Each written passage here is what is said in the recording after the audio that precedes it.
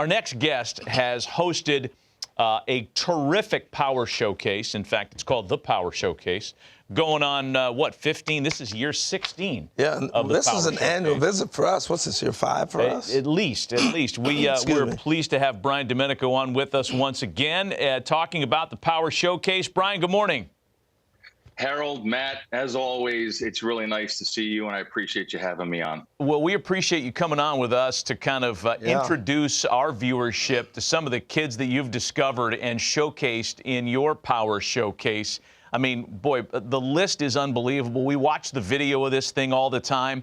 Among the players that you had, and I guess you could talk on all of them, who's made your eyes pop the most at the Power Showcase? Well, as far as this year, I mean, it is tough because this was a year where there wasn't like that big human interest story of like the 525-foot home run or something along those lines. But there is a player by the name of Hogan Nelson who has attended 5 Power Showcase events, and he's actually a 3-time Power Showcase champion and won it as a 13-year-old and a 14-year-old. And then last year had to make a really big decision. He's one of the top quarterbacks in the state of Texas, and decided last year, after having a really good showing at area code, to kind of shift gears and focus strictly on baseball. And he came back as an underclassman and won in dramatic fashion. And he is one of those individuals that has the it factor. When the pressure mounts the most and his back's against the wall, somehow, some way, he comes and he ends up pulling through and winning. And that's one of those unique DNA things that I think scouts and college coaches look for. Hey, Brian, I think we're in a unique time, too, where guys have perfected the home run. And do you see that early on, the art form of guys really knowing to master their swing for homers at an earlier age than before?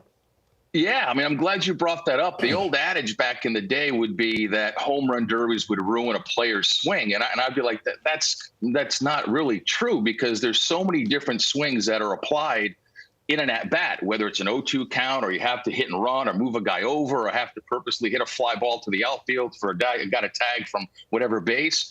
So I think that when you also put in the very beginning, when they're 12 years old and at Cooperstown, Cooperstown has those 200-foot fences, so the kids are enjoying that. Then they go to the Hall of Fame, and the nostalgia of looking at Babe Ruth's bat and a lot of the old uniforms. Now, they're too young to really appreciate all that, but it kind of starts there. And then they come to the Power Showcase, and knowing that they're coming to the Power Showcase and ending up at the other end of the rainbow in a major league stadium to kind of be a big leaguer and whet their palate for greatness and have that prosperous energy wash over them. Now it trickles back to, okay, how are we going to prepare for this?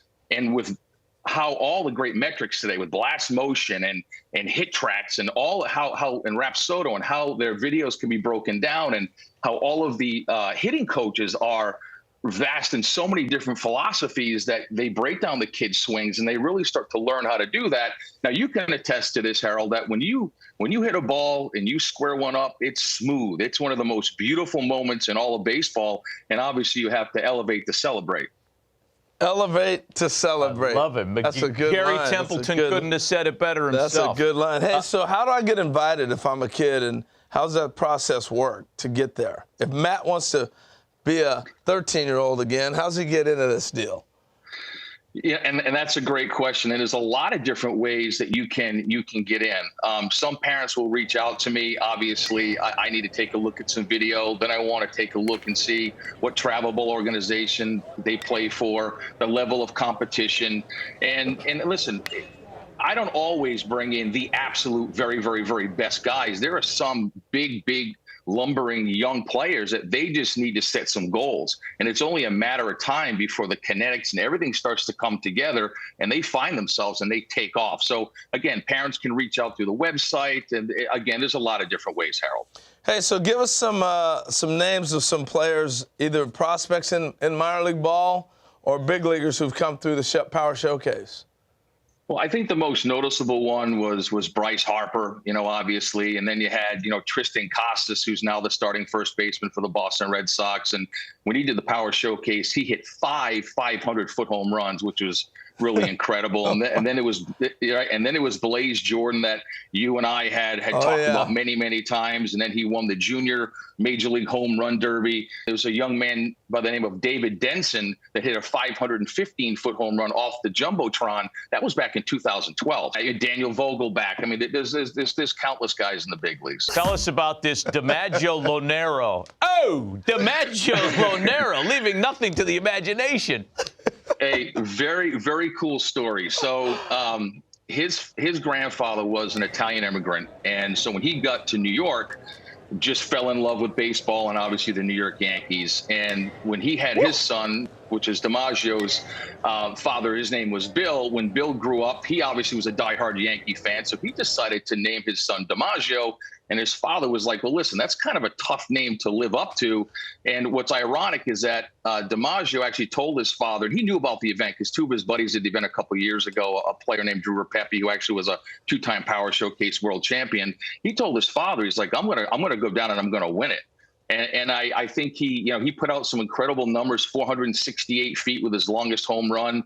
And he has tremendous raw power. And like I said earlier, just scratching the surface and his potential. And I think he did Joe DiMaggio pretty proud, for sure. Yeah, I would say these kids are breaking my back looking at these videos. Italians, baby. Like Italians. I understand they also named the family dog Yogi. Is that right? Man, that's right. Living a Yankee dream there. Yeah. I want to ask you about, because there's a couple of 12U and 13U kids that popped as well. And I don't know, for me, the younger they get with the power, I mean, it makes you marvel at the command and the bat to ball skills when the kid's 12 years old. Great point. I think that some kids gravitate towards enhancing their baseball DNA and looking for that next big stage to have to compete upon, like IJ Garza you just saw. That's Tyler Cerruti. That's Sebastian Carthace, who actually won Week 9's Home Run Derby in Cooperstown. Austin Brown, who is a 14-year-old, Harold and Matt, that hit a 479-foot home run. Wow. Here it is right here. He hits it, and it goes off the back of the loanDepot side. Check this out. Looks like Corey Hart. Beautiful, easy swing. Yep. Beautiful, easy swing. Oh, man, it's unbelievable. That is amazing. Now, one more guy, if I can here, is a 6'8" power hitter from Tennessee named Braden Turnage, and I did a little research. I think he's 16 or 17 years old. 6'8". And I did a little digging, and I wanted to find out, okay, who in today's game, position player wise, are the top guys as far as height. You had O'Neal Cruz, the shortstop with the Pirates, and then you have Aaron Judge, who plays outfield. But I wanted to dig a little deeper and find out who was the tallest major leaguer to ever play first base. And it was Tony Clark. I guess he's the executive director of the Major League Baseball Players Association, had 251 home runs and a 15-year career. But, 6'8", and he's an incredible basketball player, and he's also an ascending pitcher on the mound. Wow. That's scary. He looked like Richie Sexton. That's a good. I thought he looked like George Mirasan. Yeah, that's good, too. NBA player. Hey, Brian, we appreciate the visit as always. Congrats on another successful run on the Power Showcase. I know that kids love participating in your event. You had it a few weeks ago, and for folks that are interested, it's on the website. We have the information on the screen. Brian, we appreciate the visit. Happy holidays to you and your family. Always. Thanks, guys.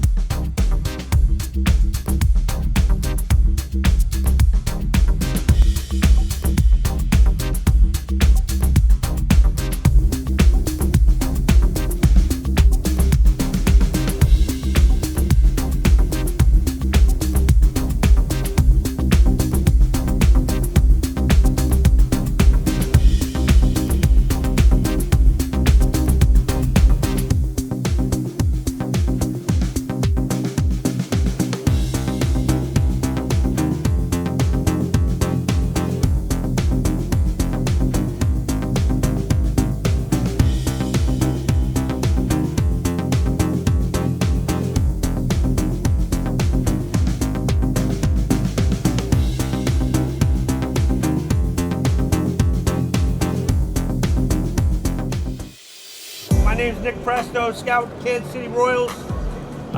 It's a great opportunity. Appreciate you guys being here, hitting on a big league field. We're going to run you through a scout day. You know, as scouts, we're looking for a bunch of things to see if you're going to be a professional player. I mean, obviously, we're looking for hitting. We're looking for power. We're looking for running, arm strength, and fielding. Those are the 5 tools that we're looking for. All this stuff's important if you want to play this game.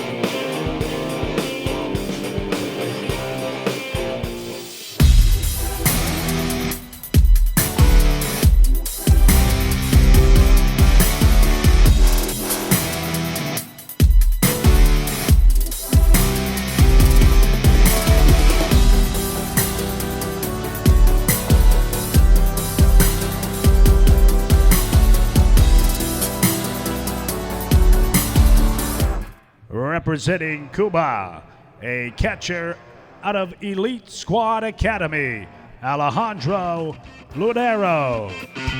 Alejandro is committed to Lipscomb University.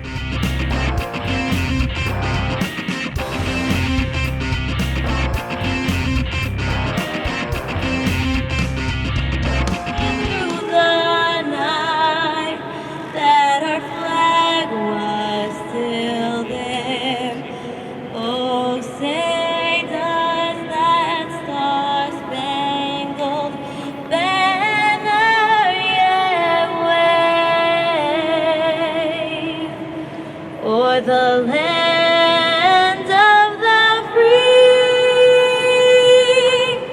and the home of the brave.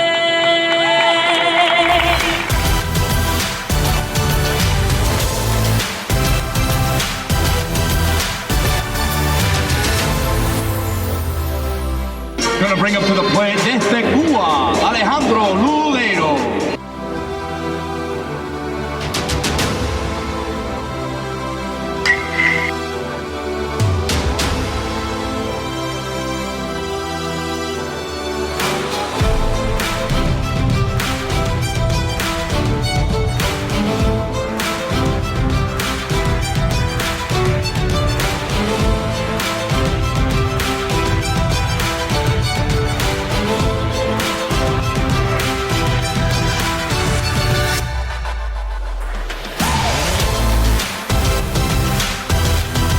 Hard hit once again towards left. That one finds the seat. Row number 2, 373 feet.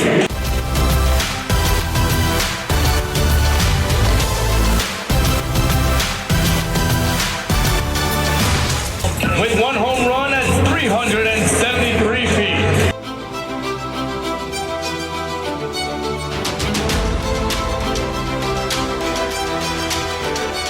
There he goes. Now we're talking. Send him. See what happens when you send him? And the left fielder picks it up, and the run's going to score. The go-ahead run just scored on the stolen base.